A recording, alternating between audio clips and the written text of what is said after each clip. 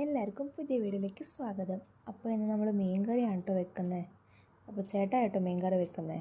അതിനാവശ്യമുള്ള തക്കാളിയും ഇഞ്ചിയും പച്ചമുളകും വെളുത്തുള്ളിയും സവാളയും എല്ലാം ഞാൻ അരിഞ്ഞ് വെച്ചിട്ടുണ്ട്. അപ്പോൾ ഒരു ചട്ടി എടുത്ത് വെക്കാം കേട്ടോ ഗ്യാസിലിട്ട്. ചട്ടി ചൂടായതിന് ശേഷം അതിലിട്ട് ആവശ്യമുള്ള എണ്ണ ഒഴിച്ചു കൊടുക്കാം. എണ്ണ ഒന്ന് ചൂടായി വരുമ്പോൾ ലേശം കടുക് ഇട്ട് കൊടുക്കാം കേട്ടോ.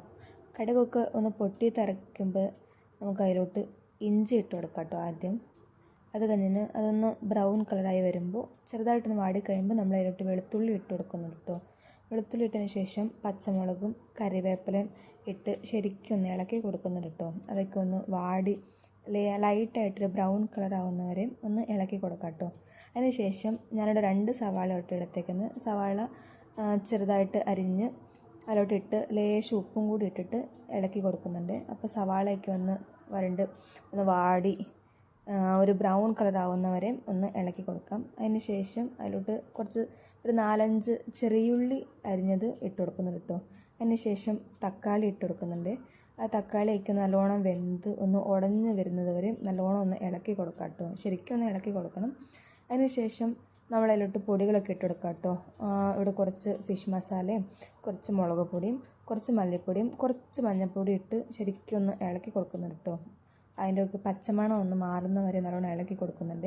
അതിന് ശേഷം കറിക്ക് ആവശ്യമുള്ള വെള്ളം ഒഴിച്ചെടുക്കുന്നുണ്ട്. ഞാനിവിടെ 2 കപ്പ് വെള്ളം കേട്ടോ ഒഴിച്ചു കൊടുക്കുന്നത്.